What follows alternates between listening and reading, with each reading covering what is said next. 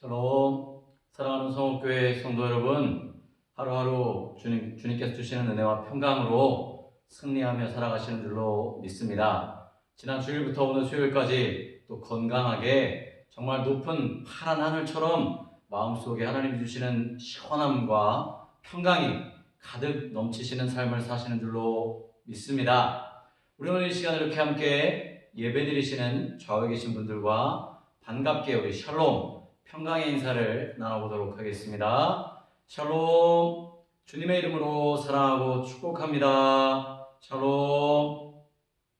오늘 저는 누가복음 17장 1절로부터 10절까지의 말씀을 가지고 하나됨이라는 제목으로 말씀을 나누려고 합니다. 여러분, 하나가 된다는 것, 연합한다는 것 그렇게 쉬운 일은 아닙니다. 여러분 결혼하실 때 서로 사랑하기 때문에 떨어져 살 수 없어서 결혼하는 경우가 대부분입니다. 그렇죠. 그런데 이렇게 서로 떨어져 지내기가 너무너무 싫고 안타깝고 또 서운한 마음에 서로가 평생을 함께 하겠다라고 다짐하고 사랑하는 마음을 담아서 그렇게 결혼하고 사는 부부들도 종종 싸우기도 하고요. 또 극한의 경우에는 갈라서는 경우도 볼 수가 있습니다.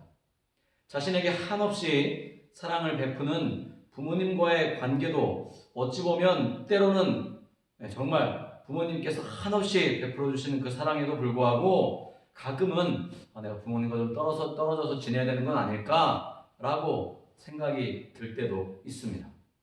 그러니 이렇게 혈육으로 또 정말 끈끈한 정으로 뭉친 그런 지체들의 삶도 연합되어진다는 것, 하나 된다는 것이 쉽지 않을 텐데 연고도 없는 사람들끼리 하나 되고 연합한다는 것 쉬운 일은 아닐 것입니다. 물론 자신의 깊은 것, 내면의 솔직한 마음들은 감추고 서로 개인적인 것들은 모른 척 해두고 적당히 어울려서 내가 저 사람과 크게 문제만 일으키지 않으면 되지 않겠어? 내가 저 사람과 크게 등만 지지 않으면 되지 않겠어라고 그렇게 생각하고 지내는 경우는 가능할 것입니다. 여러분 그런데요, 건강한 가족이 서로에게 자신의 모든 것들을 드러내놓고 오픈해서 정말 그 마음속 깊은 곳에 있는 것까지 감싸주기도 하고 함께 그것들을 해결해 나아가기도 하고 또 문제를 품어주기도 하고 함께 기뻐하기도 하듯 그렇게 하나가 될 수 있다는 것은 쉽지 않을 것입니다. 왜냐하면 내 안에 깊은 것, 내가 마음에 들지 않는 것들은 감춰놓은 채로 그렇게 속내를 내비치지 않고 생활하는 관계이기 때문에 그럴 것입니다. 여러분 그런데 제가 왜 이렇게 앞에서 이런 이야기를 드리냐면 우리가 예수님을 믿을 때도 마찬가지이기 때문에 그렇습니다. 예수님은 우리를 한 몸으로 불러주셨습니다. 또한 저와 여러분들을 예수님 안에서 하나님 안에서 한 가족으로 불러주셨다는 말입니다. 그래서 우리는 서로에게 형제, 자매라고 부릅니다. 우리는 이것이 예수님의 사랑으로 가능해진다라고 하는 것을 알고 있어요. 우리가 주님으로부터 받은 은혜가 너무나 크고 감사하기에 우리는 서로를 좀 보듬어주고 안아주고 이해하려고 하고 실수는 눈 감아주고 넘어가려고 하는 그런 모습들을 가질 수 있는 것입니다. 무엇 때문에요? 그렇습니다. 예수님의 사랑 때문에 가능한 거죠. 성경의 많은 구절에서 이 사랑에 대해서 그렇게 말씀해 주고 있는 것을 발견할 수 있습니다. 오늘 본문 누가복음 17장 1절로부터 10절의 내용은 예수님과 같이 성숙한 차원의 사랑을 말하고 있지 않습니다. 그저 형제와 자매들이 얽히고 설켜서 살아가다 보면 있을 수 있는 것들에 대해서 그리고 그때 우리 그리스도인들인 저와 여러분들은 어떻게 해야 하는지에 대해서 성경은 우리에게 가르쳐주고 말씀해주고 있는 것입니다. 그러면 우리에게 오늘 말씀은 우리가 어떻게 해야 하나됨의 성경의 비밀들을 이루어 나아갈 수 있는지를 좀 말씀을 통해 살펴보고자 합니다. 먼저 1절과 2절의 말씀에 보면 실족하는 것이 어떠한 것인가에 대해서 말씀해주고 있습니다. 누가복음 17장 1절 2절 말씀입니다. 예수께서 제자들에게 이르시되 실족하게 하는 것이 없을 수는 없으나 그렇게 하는 자에게는 화로다. 그가 이 작은 자 중에 하나를 실족하게 할진대 차라리 연자 맷돌이 그 목에 매여 바다에 던져지는 것이 나으리라. 아멘. 예수님도 제자들에게 또 모인 무리들에게 말씀하실 때 그렇게 말씀하세요. 실족하게 하는 것 없을 수는 없다. 사람과 사람의 만남과 관계 가운데 살다 보면 사람으로 인해서 실족할 일들이 생기지 않을 수 없다. 그렇죠. 같이 지내다 보면, 오래 지내다 보면 본의 아니게 상대방이 오해할 수 있는 경우가 생기게 마련입니다. 그것이 오해이든 오해가 아니든 간에 자신이 죄를 지은 것은 아니지만 다른 사람들이 나의 행동으로 인해서 상처를 받기도 하고 실족하기도 하고 걸려 넘어지게 되는 부분들이 생기게 마련이라는 거죠. 또한 누구나 죄는 아니지만 연약한 부분들을 가지고 살아간다라고 하는 것입니다. 누가 봐도 저것이 죄는 아니에요. 그런데 참 저것이 그 사람에게는 참 연약하고 부족한 부분으로 드러나고 나타날 수 있다라고 하는 것입니다. 예를 들어 보겠습니다. 어떤 공동체, 특별히 교회 공동체, 요즘에는 모이지 못하지만 교회 공동체에 우리 교회만 해도 여전도회가 있고요, 남전도회가 있지 않습니까? 찬양대도 있습니다. 또 기관들이 있습니다. 그런데 그 전도회나 기관, 구역을 인도하는 인도자가 감동을 받아서 자신은 너무너무 은혜를 받아서 시간이 가는 줄 모르고 계속 자신의 이야기를 사람들에게 간증하듯 이야기하며 인도합니다. 그런데 그 모임 가운데 있는 한 지체는 그것이 좋긴 하지만 기약 없이 무한정 늘어나는 그 말이 너무너무 부담스러운 거예요. 속으로 빨리 끝났으면 좋겠는데 왜 저렇게 말을 길게 하는 거지? 라고 하지만 중간에 나갈 용기는 없는 거죠. 중간에 벌떡 일어나 나가면 분위기도 깨질 뿐더러 상황도 좋지 않을 것이기 때문에 그렇습니다. 이럴 때 갑자기 이렇게 사람의 마음을 불편하게 만드는 인도자의 그 감동이 다른 사람에게는 정말 하나님으로부터 온 감동이 맞나? 저 사람은 정말 하나님께서 주신 말씀을 인도하고 있는 것이 맞나라고 생각이 드는 것입니다. 그리고 이런 일들이 하나, 둘 쌓여가면 그 지도자를 알게 모르게 미워하게 되는 거죠. 그리고 가기 싫어. 그 사람도 자신의 이야기만 이렇게 늘어놓을 텐데 재미도 없고 너무 길고 그것이 나에게 아무 도움이 되지 않아라고 생각하게 되는 거죠. 또 한 가지는 이런 경우가 있습니다. 한 성도님께서 갑자기 모임을 제안하고는 교회에 있는 공동체의 몇몇 지체들에게 전화로 연락을 합니다. 그러나 그 와중에 어떤 한 지체가 연락을 받지 못한 채 그 모임에 빠지게 되었습니다.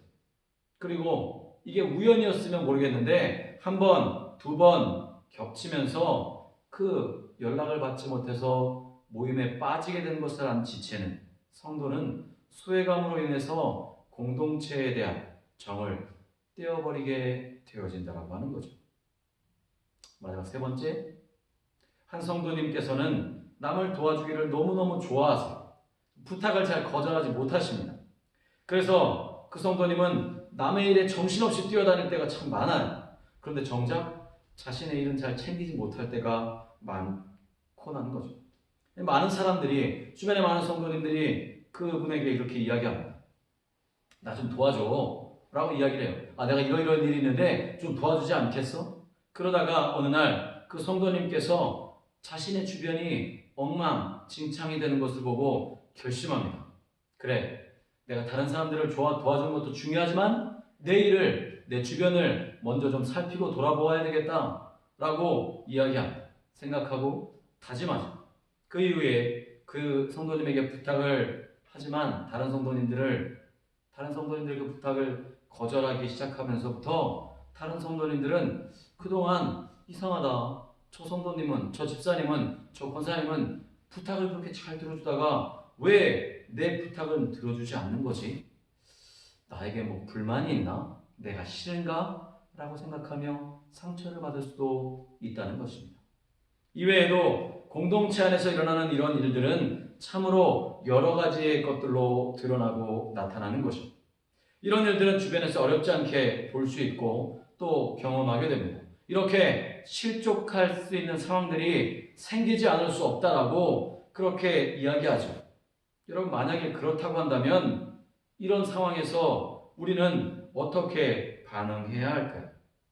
우리와는 삶의 습관이 다른, 삶의 패턴이 다른 사람들과 함께하는 경우에 사소한 이런 문제들이 실족하게 만드는 일들을 발생하게 한다면 우리는 이러한 경우에 어떻게 반응해야 하는 거예요?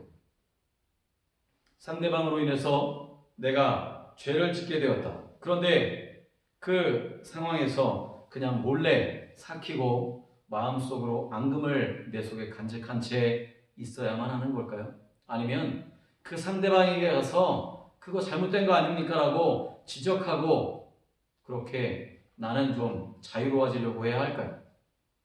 반대로 나는 죄를 짓지 않았는데 나로 인해서 다른 사람이 실족하게 되고 죄를 짓게 되었습니다.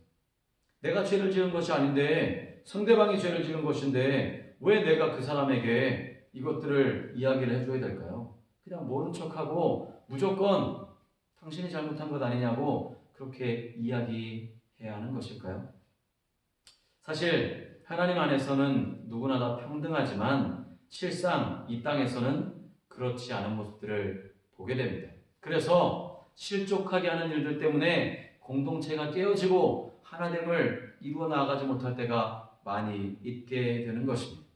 여러분, 그 때문에 오늘 본문 2절에서 예수님께서는 작은 자라고 일부러 언급하며 말씀해 주고 계시는 것입니다. 작은 자, 연약하고 조금 부족하지만 그 작은 자들 하나가 실족되어지지 않도록 주의해야 하는 것, 조심해야 하는 것, 그것이 바로 저와 여러분이 신앙생활에 나아가면서 공동체 안에서 하나됨을 이루어 나아가기 위해 해야 될 일인 것을 기억하시기 바랍니다. 본문 3절과 4절은 연이어서 죄를 다루는 것에 대해 말씀해 주고 있습니다. 3절, 4절입니다. 너희는 스스로 조심하라. 만일 내 형제가 죄를 범하거든 경고하고 회개하거든 용서하라. 만일 하루에 7번이라도 내게 죄를 짓고 7번 내게 돌아와 회개하노라 하거든 너는 용서하라 하시더라. 아멘.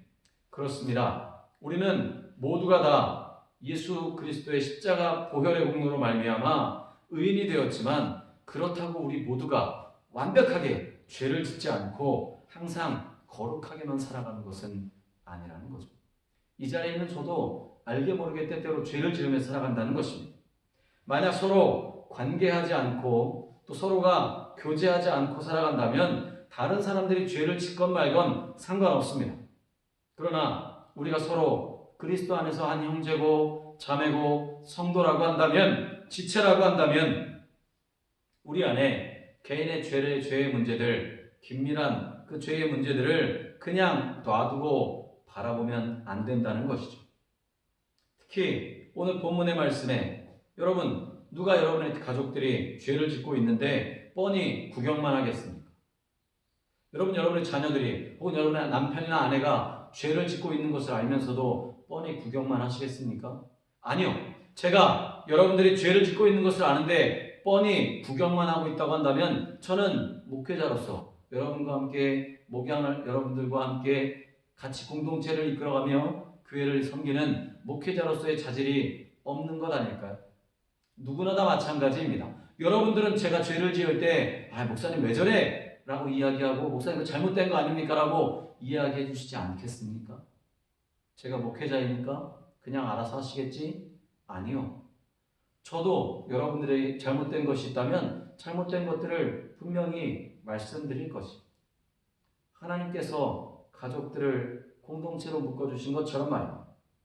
여러분, 오늘 본문의 4절은 그 죄의 여파가 개인에게만 국한되어지지 않는다라고 하는 것을 말씀해주고 있기 때문입니다.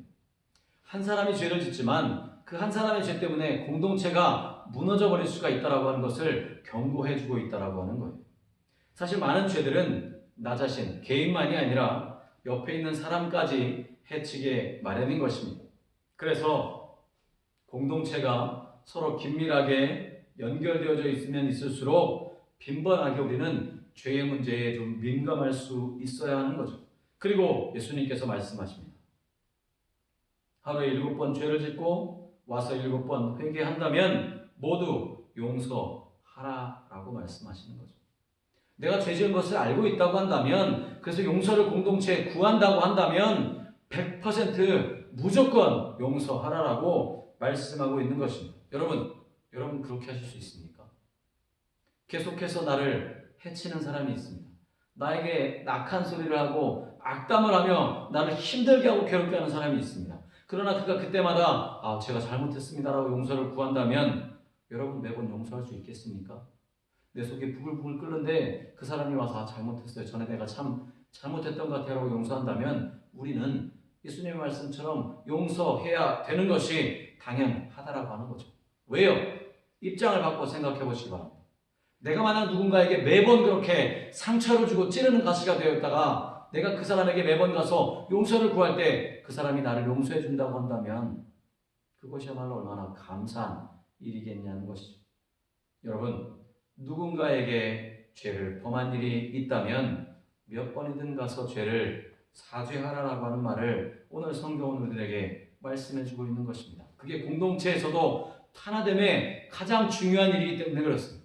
우리가 연합하고 하나 되는 일에 있어서 나 때문에, 내 개인의 죄 때문에 실족해 하는 일이 없게 되어지는 것, 또 내가 죄를 지은 것을 안다면 내가 죄를 지은 대상에게 가서 100번이고 20번이고 끊임없이 죄를 용서하고 용서를 구해야 된다라고 하는 것입니다. 회개해야 된다는 거죠. 회개하는 사람에게는 또 마땅히 공동체의 일원인 내가 용서를 해줄 수 있어야 한다라고 하는 사실입니다. 공동체가 서로에게 긴밀한 관계를 갖고 있고 예수님의 이 말씀에 순종하는 공동체라고 한다면 용서를 구하고 용서해주는 일은 자연스럽고 빈번하지만 그 일들을 통해서 서로 사랑의 관계로 변화되어 나아갈 수 있다는 사실을 기억하시길 바랍니다.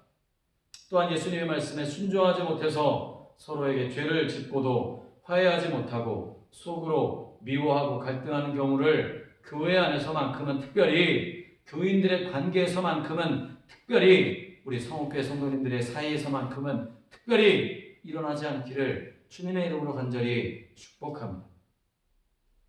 4절 이후에 5절의 말씀은 그 내용이 참으로 생뚱맞게 들립니다. 죄의 고백과 용서의 내용 이후에 믿음의 이야기가 나오는 거예요. 왜? 죄 용서를 해주었다면 사랑으로 보다듬어 주는 것이 아니라 믿음의 이야기가 나오는 것일까요?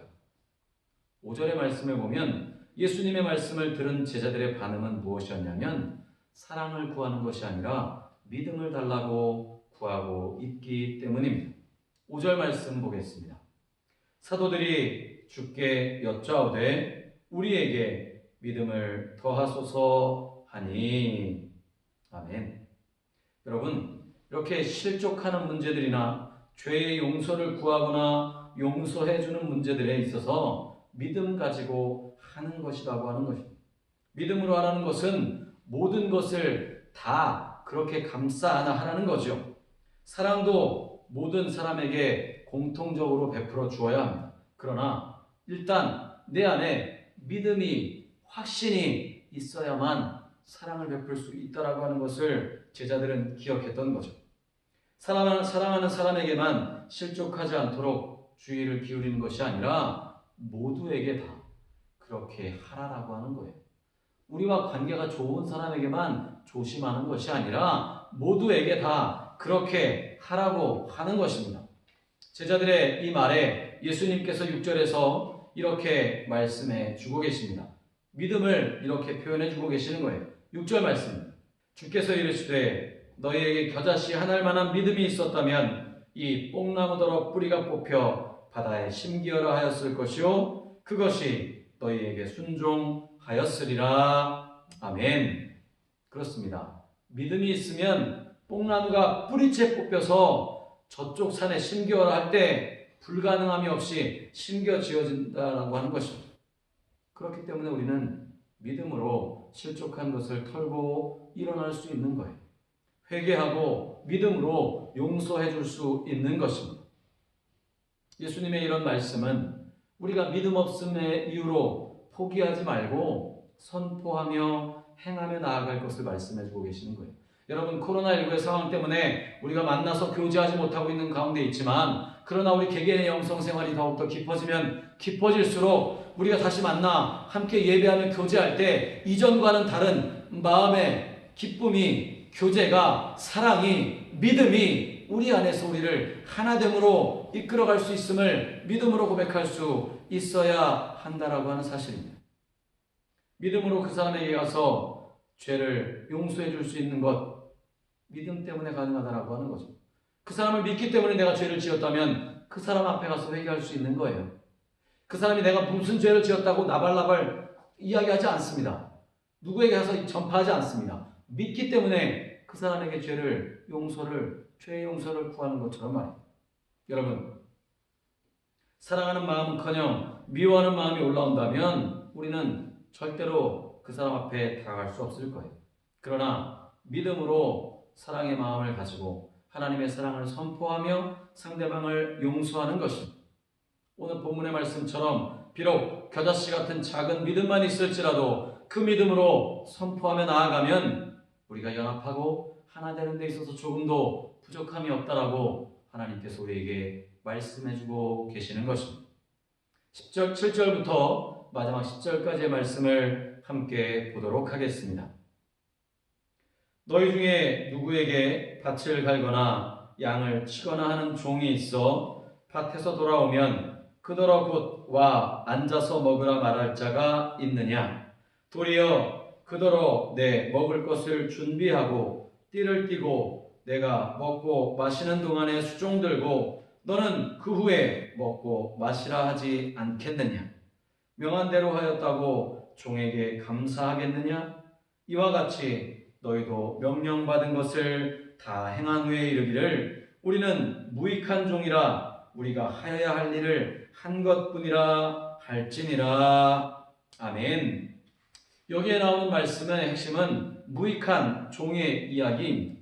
역시 오늘 본문 17장 1절로부터의 내용에서와 일관성이 벗어나는 것 같은 뜬금없는 말씀 같습니다. 실족하는 것과 용서, 그것을 믿음으로 행하는 것에 대해서 이야기했는데 종이 당연히 해야 할 일을 했다며 자신을 무익하게 여기듯 충성하라는 이야기가 왜 여기에 나오는 것일까요? 하나 된다라고 하는 것은 예수님의 말씀과 같이 종이 주인을 위해 애쓰고 섬겼다고 해서 그것을 내가 이만큼 했다라고 공로로 여기지 않는다는 것을 이야기하고 있기 때문에 그렇습니다. 오른손이 하는 일을 왼손이 모르게 하라고 하는 말씀처럼 말입니다. 우리는 마땅히 하나님의 자녀로 하나님께서 우리에게 주신 능력과 은혜를 마음껏 세상에 선포하고 나누고 또 우리 지체들과 함께 사랑을 나누는 것뿐입니다. 그건 당연히 해야 될 일이지 그것을 내가 했다라고 드러내고 나타낼 필요가 없다라고 하는 거죠. 그저 내가 하나님께서 나를 종 삼아 주셔서 무익한 종이지만 내게 일을 맡겨주셨기에 그 일을 감당했습니다라고 묵묵히 해나가는 것처럼 말입니다. 여러분, 하나됨이 거창한 것 같습니까? 그렇지 않습니다.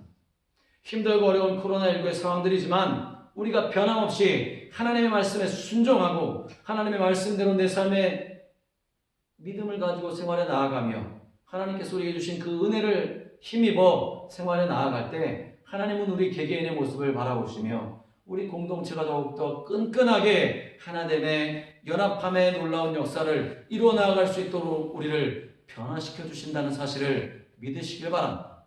그것이 바로 하나님의 말씀대로 그 말씀을 묵상하고 기도하며 살아나가는 우리의 하루하루의 삶을 통해 이루어져 나아간다는 사실을 기억하시길 바랍니다. 오늘 누가복음 17장 1절로부터 10절의 말씀을 통해 하나님은 우리에게 맡겨주신 그 일들을 묵묵히 믿음으로 선포하며 나아갈 때 그 일들을 통해 우리 지체 각 사람의 능력들을 힘입어 하나 되는 놀라운 공동체의 기적들을 이루어 주실 것을 말씀해 주고 계십니다.